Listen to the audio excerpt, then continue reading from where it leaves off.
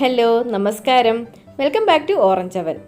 ఈరోజు మనం white forest కేక్ని చేయబోతున్నాము. ఒక 3 kg వైట్ ఫారెస్ట్ కేక్ని మంచి కలర్ఫుల్గా అట్రాక్టివ్గా చేస్తున్నాము. బర్త్డే కేక్ అండి ఇది. ఎవరిదో కాదు, నా సొంత బర్త్డే, సొంతగా కేక్ చేసుకొని చేయబోతున్నాను.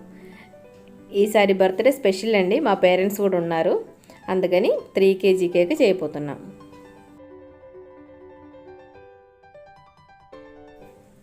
ముందుగా మనం కావాల్సిన వస్తువులన్నీ ప్రిపేర్ చేసుకొని పక్కన పెడదాము. 3 కప్పు మైదా పిండి తీసుకున్నాను 250 ml కప్పులో. అదే సేమ్ కప్పులోనే 2.5 కప్పు షుగర్ తీసుకున్నాను. షుగర్ పౌడర్ కాదు, క్రిస్టల్ షుగరే తీసుకున్నాను. అలాగే 3 teaspoon baking powder, 1.5 teaspoon baking soda, vanilla essence, 1/2 cup oil, 1 cup milk, అలాగే 10 eggs తీసి పెట్టుకున్నాను. ఇవి అన్నీ రెడీ చేసుకోవాలి. ఎగ్ని షుగర్ని కలిపి బీట్ చేసుకోవాలి. దానికి ముందు డ్రై ఇంగ్రీడియంట్స్ని ఒకసారి జల్లించుకొని పక్కన పెడదాము. మైదా పిండి ఒకేసారి వేసుకొని జల్లించుకోవట్లేదు, హాఫ్ వేసుకొని మొత్తం ఒకే వెసల్లోనే జల్లించి పెట్టుకోవాలి. మంచిగా మిక్స్ అవ్వడానికి ఒక 2-3 సార్లు జల్లించుకుంటే బాగుంటుంది. కొంచెం పెద్ద కేక్ కాబట్టి కొంచెం జాగ్రత్తగా చేసుకోవాలి. తర్వాత ఎగ్ని బీట్ చేద్దాము. 10 eggsని ఒకేసారి బీట్ చేయలేం కాబట్టి హాఫ్గా బీట్ చేస్తున్నాను. షుగర్ కూడా కొంచెం వేసుకొని బీట్ చేసుకోవాలి. 5 eggsలో హాఫ్ షుగర్ వేసుకొని బీట్ చేసిన తర్వాత మళ్ళీ హాఫ్ ఇంకొక 5 eggsలో వేసుకొని బీట్ చేసుకోండి.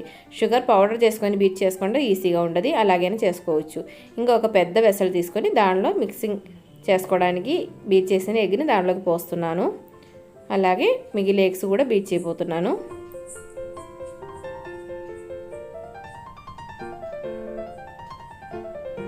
ఫస్ట్ లో స్పీడ్ మీద బీట్ చేసిన తర్వాత కొంచెం షుగర్ యాడ్ చేసుకొని హై స్పీడ్ మీద ఒక 5 minutes దాకా బీట్ చేస్తే మంచి ఫ్రోతీగా ఎగ్ రెడీ అయిపోతుంది. 1/2 టీ స్పూన్లో 1/4 భాగం దాకా సాల్ట్ని కూడా యాడ్ చేస్తున్నాను. కొంచెం సాల్ట్ కూడా ఉంటేనే కేక్ది టేస్ట్ బాగుంటుంది.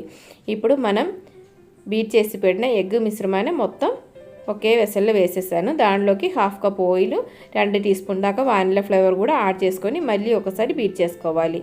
జస్ట్ లో స్పీడ్ మీద ఒకసారి బీట్ చేసుకుంటే సరిపోయిద్ది, ఒకసారి మిక్స్ అవ్వడానికి.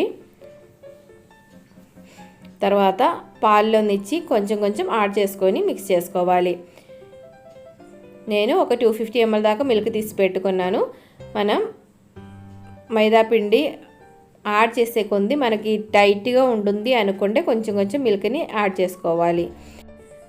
250 ml కాకుండా సరిపోకపోతే ఇంకొక 100 ml కూడా యాడ్ చేసుకోవచ్చు. కొంచెం యాడ్ చేసుకొని రిబ్బన్ కన్సిస్టెన్సీ వచ్చేదాకా మనం కలుపుకోవాలి. అలాగే డ్రై ఇంగ్రీడియంట్స్ కూడా కొంచెం వేసుకొని బీట్ చేసుకోండి. ఇప్పుడు మన కేక్ మిశ్రమం రెడీ అయిపోయింది.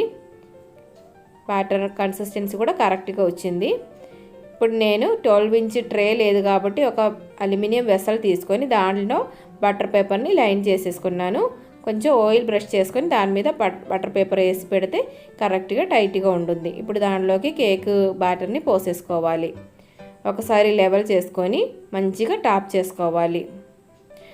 పెద్దగా ఉండే ఎయిర్ బబుల్స్ అన్నీ బయటకు పోవడానికి మనం మంచిగా టాప్ చేస్తేనే బాగుంటుంది, లేకపోతే పెద్ద హోల్ ఉంటుంది కేక్ లోపల. ఇప్పుడు నేనేం చేస్తున్నానంటే స్టవ్ టాప్ మీద ఒక పాత దోశ ప్యాన్ని పెట్టేసి దాని మీద ఈ వెసల్ని పెట్టేసుకోవాలి.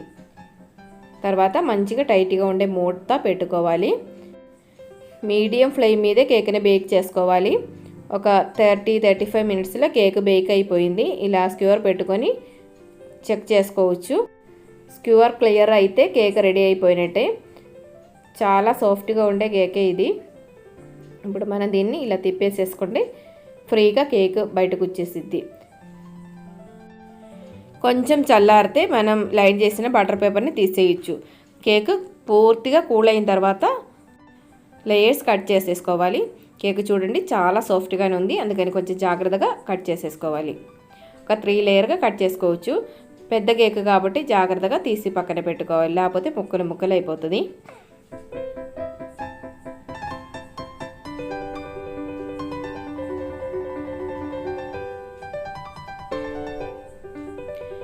ఇప్పుడు మనం ఒక కేక్ బోర్డు మీదకి కేక్ని పెట్టేసుకోవాలి.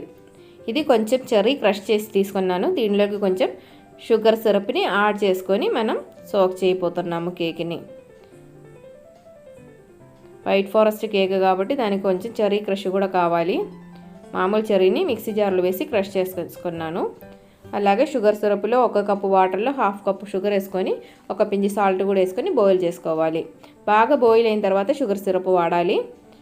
అలాగే విప్పింగ్ క్రీమ్ ఒక 3 కప్పు దాకా విప్పింగ్ క్రీమ్ని విప్ చేసి తీసుకోవాలి. ఒకేసారి కాకపోతే 2 సార్లుగా విప్ చేసుకోవచ్చు. ఇలాగా లేయర్గా విప్పింగ్ క్రీమ్ రాసుకొని పైన వైట్ కాంపౌండ్ చాక్లెట్ని గ్రేట్ చేసి వేసేసుకోవాలి. మళ్ళీ నెక్స్ట్ లేయర్ పెట్టుకొని అలాగే అన్నీ సెట్ చేసేసుకోవాలి. 3 లేయర్ మొత్తం కంప్లీట్ అయిన తర్వాత మళ్ళీ కేక్ని మొత్తం కవర్ చేసేసుకోవాలి క్రీమ్తో.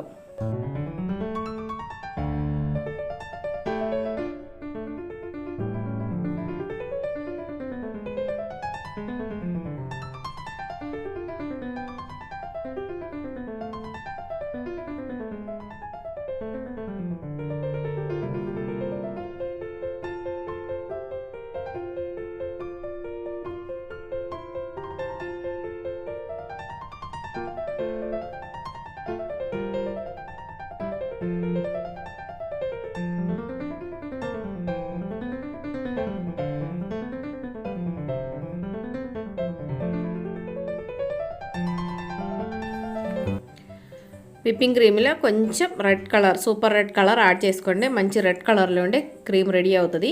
ఈ విప్పింగ్ క్రీమ్తోనే మనం కేక్ని డెకరేట్ చేయబోతున్నాము.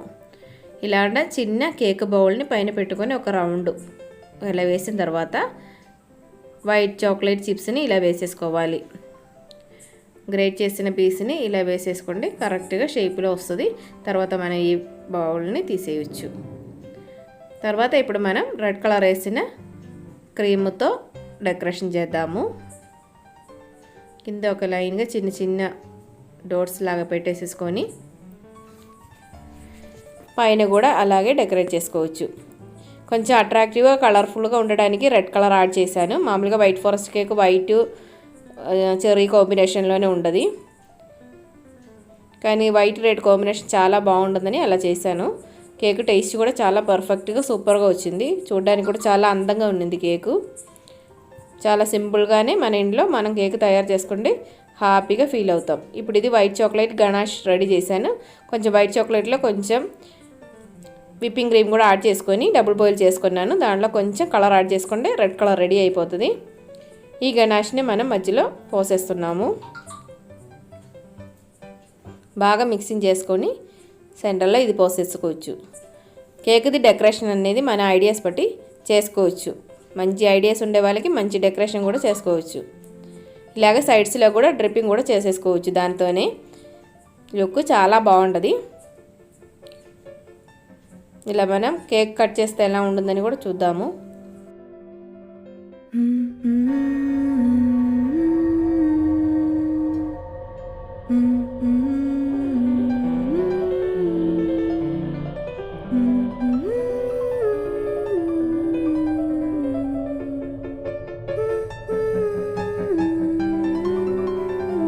అందరు హెల్తీగా ఉండండి, హ్యాపీగా ఉండండి. Thanks for watching. Orange continuous. By by.